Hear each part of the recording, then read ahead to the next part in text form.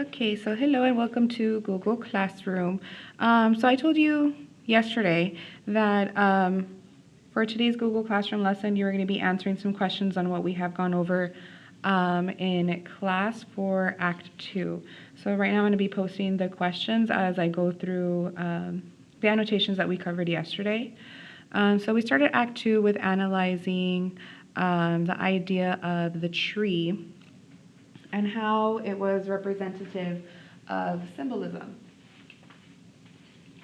So I want you to keep up with the same idea when it comes to symbolism and start finding the connections in symbolism to Nora Helmer all throughout the text. So just make sure you have that marked on yours if you were absent. So for the next page,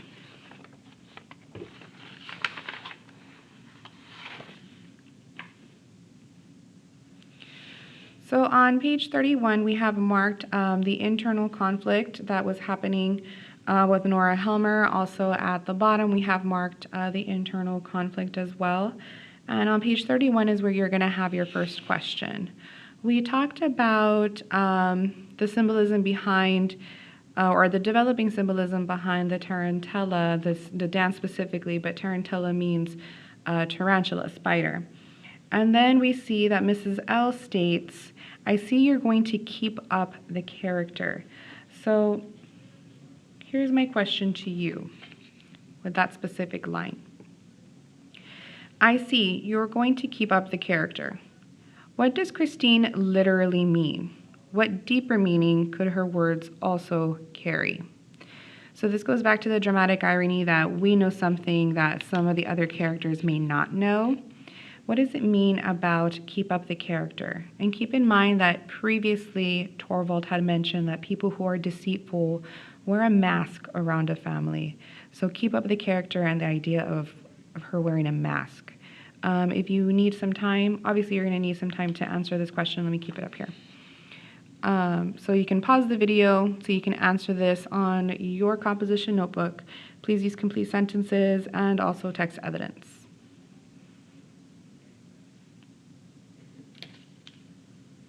I'm going to move on to the next page.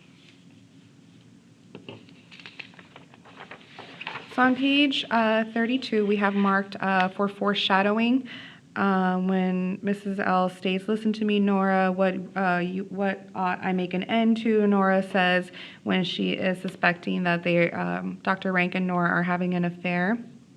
So this is what was happening on page 32. On page 33, we see the same instance of foreshadowing when they're talking about the bond, and we see later how that plays out in class. So here is my next question to you is going to be on page 36. So I'm just going to get through this part. The only thing that we annotated for 34 was the idea of dominance when Helmer says, have you really the courage to open up that question again? And the same side where he says he will not be basically humiliated by Nora, by him kind of telling him what to do. Then moving on to page 36 where you have your next question. My Post-it's marking that for me.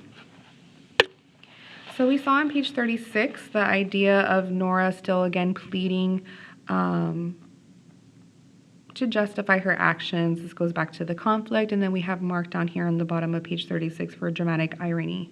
Then moving on to 37, because this is where you're going to have your question, we see the symbolism again with the tarantella, the stage directions of light, and then the idea of disease coming into play again. And then focusing here on 36, where we have the dramatic irony for Helmer. Let's take a look. Here is your next question. What is the significance of Helmer's words on page 36? Come what will, you may be sure I shall have both courage and strength if need be. How does Ibsen use dramatic irony to heighten the impact here? The impact specifically on the conflict. So I'm going to give you a moment to pause the video here so you can have the question in front of you so you can answer the question using text evidence, of course.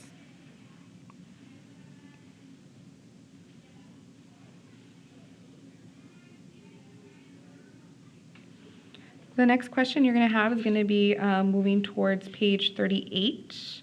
So I'm going to make my way over to 38. So I'm going to explain a little bit to just remind you about what was happening on 38 and 39. This is where we get to the juicy part. So we continue with the whole idea of the disease because Dr. Rank is now into the conversation. The parallelism that was happening when he said that another man's sin and the family has to pay. Then we get into the 19th century flirtation you guys were giggling about. It was funny. So from page 38 through 41, which is all of the instances where she was having that conversation with Dr. Rank, the risque conversation. Here's the question that I have for you. And again, I have marked on here pages 38 through 41. What is the tone of the dialogue between Dr. Rank and Nora, and what double entendre seems to be at play? Given what you know about Victorian values, how might this have been perceived by Victorian audiences? In other words, anybody, because this book was published in 1879, how would people reading Ibsen's play at the time react to some of the innuendos that were happening here on these pages? So why might Ibsen have decided to include this dialogue? And those of you who are saying, okay, Ms. Martin, what the heck is a double entendre? So a double entendre is a figure of speech or a particular way of wording that is devised to be understood in two ways, having a double meaning. Hence, double entendre, double meaning. Typically, one meaning is obvious given the context, whereas the other may require more thought.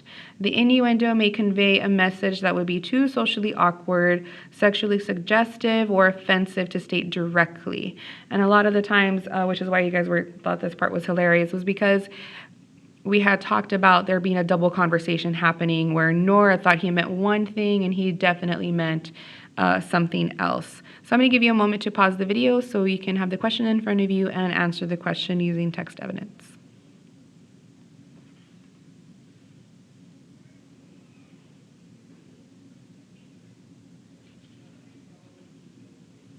The next question you're going to have is going to be based around the same thing, moving on to page 40 and 41. And so just to keep this in mind on page 39, stockings, those are pantyhose, medias. Flesh-colored means that it's the color nude, so like basically the color see-through, or like see-through like flesh.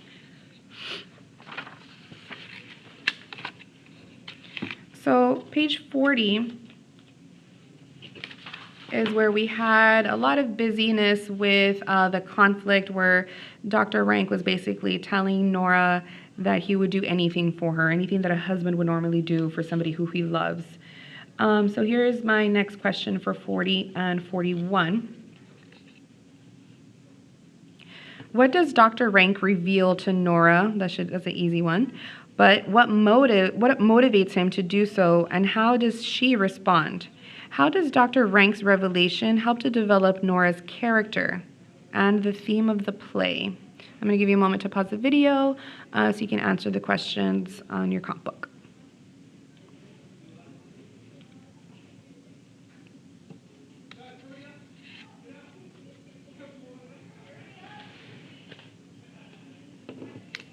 And the last question you have is going to be for page 42.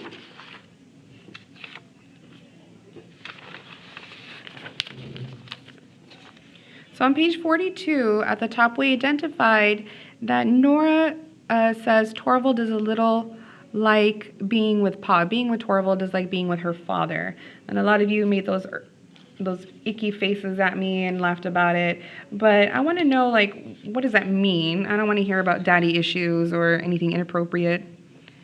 Jesse, I'm talking about you. To whom is Helmer compared at the end of this scene, and what is the implication? Implication meaning, what does she mean by it? That is like being with her father. Think about like a platonic relationship between two friends. Like there's the respect, implication is, what must she mean given how her and Helmer stand in their marriage and their roles? I'm going to give you a moment to pause the video. This is the last question that you have. So when you're done, you can check out Flipgrid and what that is all about. Do not go flying around social media. And when you are done, I am taking this for a grade, so just let me know so I can check out your comp book and your answers. And at any time, if you have any questions, of course, please let me know. And that's about it.